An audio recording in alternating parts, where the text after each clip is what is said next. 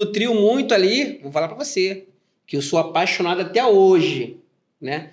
Que me nutriu muito ali. Minha mãe, como não tinha dinheiro para comprar leite, ela fazia mingau de fubá para mim. Só que esse mingau de fubá era só água, fubá e açúcar.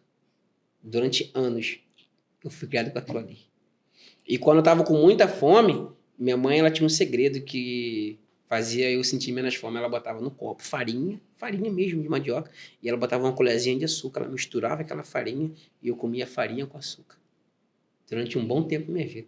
Porque minha mãe, ela entendia que, como ela não me deu, ela também não ia desistir. E minha mãe não desistiu de mim. Então, sempre, Léo, sempre que eu pensei em desistir, porque às vezes a gente passa por esses processos difíceis de nossa vida que fazem a gente pensar em desistir. Não somos seres humanos, né? Mas sempre, sabe, essas imagens passam assim um lápis na minha mente. Nossa, minha mãe não desistiu de mim, cara. Por que eu vou desistir agora? Excelente. Se ela não desistiu de mim, isso me dá o direito de também desistir. Excelente, Jonathan. Então, isso me dá muita força, isso me dá muita força. Até o dia de hoje, estou com 34 anos, eu ainda consigo tirar força disso. Entendeu? Porque situações difíceis e complicadas, principalmente quando a gente tem uma barbearia e dependemos de movimentos, né, de clientes, coisa e tal. Exatamente. E o nosso Brasil, ele não vem atravessando uma situação muito boa financeiramente, o desemprego está aí, consequentemente, abrindo várias barbearias, né? Às vezes era uma barbearia em cada rua. Tem lugares que você consegue encontrar até 4, 5 barbearias na mesma rua, você acaba tendo ali uma disputa, né, de clientes. E às vezes tem meses que oscila, tem meses que é muito bom, e tem meses que não é tão bom assim. Isso faz com que você possa desacreditar, mas a gente sempre tem que ter o segredo, Léo, é ter um ponto de força, sabe? É você trazer à mente algo que te dê motivo para continuar. E o que me dá força é justamente o fato da minha mãe não ter desistido de mim.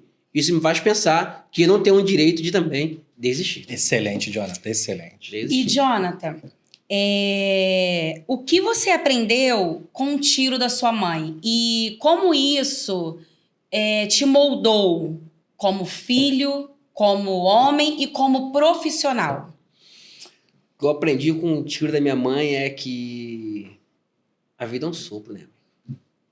Saí de casa, minha mãe estava com a conta bloqueada porque ela tinha dificuldade de mexer em smartphone, aí tentando a senha toda hora, e ela teimosa. Eu falei, mãe, espera chegar em casa para resolver isso. Não, ela tentando a senha bloqueou. Eu saí de casa de manhã antes de trabalhar, falei, resolvi um negócio com minha mãe ter a conta dela, né? E no trajeto, eu voltando para casa, buscando com minha mãe, tiroteio, minha mãe toma um tiro, e de repente, questão de segundos, minha mãe tá gritando para mim que vai morrer. É que a vida é um sopro, cara. É que a gente não pode deixar para fazer amanhã o que a gente pode fazer hoje. Porque eu estava conversando com minha mãe, coisa aleatória, e eu podia no dia seguinte estar resolvendo já a documentação de óbito da minha mãe. A realidade que me permeava era aquela ali. Eu estava com ela, mas no dia seguinte eu poderia estar enterrando minha mãe. Então isso me marcou muito, né? Isso faz com que a gente valorize, cara, os nossos dias. Os nossos dias, porque não é fácil você lidar com uma situação dessa. Isso fez com que eu valorizasse mais os meus dias, sabe? Eu saísse de casa para trabalhar e me dedicasse um pouco mais, tá me entendendo? Porque a gente não sabe o que pode acontecer amanhã. Hoje, se a gente fizer uma pesquisa, o índice de infarto em pessoas jovens é muito maior do que os tempos passados. Então, quer dizer, isso pode acontecer comigo, pode acontecer contigo, pode acontecer com qualquer um. Então, se você pudesse se dedicar mais, né? Se dedicar, se profissionalizar, buscar conhecimento, hoje, faça hoje. Não faça amanhã. Porque amanhã a Deus pertence. Eu compartilho desse pensamento. Principalmente valorizar pais e mães, né? Porque, imagina assim, Jonathan, você chega em casa e aí vê um grupo de pessoas na porta da sua casa.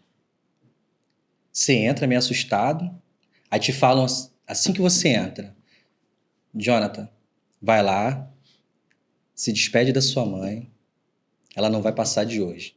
Você chega até a sua mãe, ela tá deitada na cama, o que você falaria para ela? Mãe, me perdoa. Mãe, me perdoa por esse filho ingrato que eu fui. Me perdoa por ter usado drogas. Me perdoa por ter sido agressivo com a senhora. Ou você vai falar para sua mãe: mãe, muito obrigado. Muito obrigado por fazer de mim esse homem que eu sou hoje. Esse homem responsável, esse pai responsável, esse pai que tem nos filhos a força, onde os filhos têm orgulho do pai que tem. Mãe, muito obrigado. Vá em paz. Com certeza seria agradecimento, Léo. Com certeza seria agradecimento, porque minha mãe... Eu sou apaixonado por minha mãe, né? Já percebeu quantas vezes eu falei dela aqui, né? Porque minha mãe foi tudo pra mim, né? Ela é, né? Tudo pra mim. Então, quer dizer, ela me ensinou tantas coisas que com certeza eu agradeceria a ela, né, por tudo que ela fez por mim. Principalmente por não ter existido de mim, principalmente por ter... Eu tenho uma filha, né? Uhum. Minha filha tem 14 anos e ela sempre morou com a minha mãe. Entendeu? Então, quer dizer, a minha filha hoje é uma criança que ela de fato foi criada com vó. E minha mãe, a minha filha é tudo pra minha mãe, né? Então, quer dizer, eu agradeceria muito ela pelo que a mãe fez e faz por mim, né? Nossa, com certeza seria muito agradecimento. Porque minha mãe é top 1. Excelente, Jonathan, excelente. E hoje faz pela sua filha, né? Ou seja, sua mãe é mãe 2 vezes, Isso, né? verdade. Sua mãe e mãe da sua filha. É isso, muito lindo. E, Jonathan, quando foi que você percebeu, eu venci e tô vivendo do meu